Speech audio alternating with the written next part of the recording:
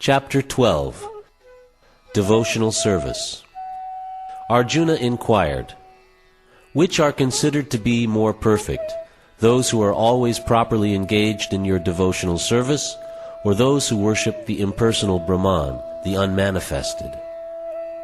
The Supreme Personality of Godhead said, those who fix their minds on my personal form and are always engaged in worshipping me with great and transcendental faith are considered by me to be most perfect. But those who fully worship the unmanifested, that which lies beyond the perception of the senses, the all-pervading, inconceivable, unchanging, fixed, and immovable, the impersonal conception of the absolute truth, by controlling the various senses and being equally disposed to everyone, such persons engaged in the welfare of all at last achieve me. For those whose minds are attached to the unmanifested, impersonal feature of the Supreme, advancement is very troublesome. To make progress in that discipline is always difficult for those who are embodied.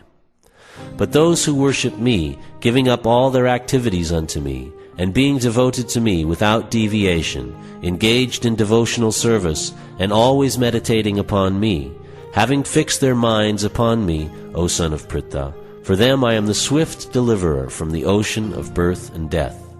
Just fix your mind upon me, the Supreme Personality of Godhead, and engage all your intelligence in me. Thus you will live in me, always, without a doubt. My dear Arjuna, O winner of wealth, if you cannot fix your mind upon me without deviation, then follow the regulative principles of Bhakti Yoga.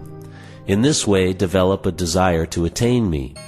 If you cannot practice the regulations of Bhakti Yoga, then just try to work for me, because by working for me you will come to the perfect stage. If, however, you are unable to work in this consciousness of me, then try to act giving up all results of your work and try to be self-situated.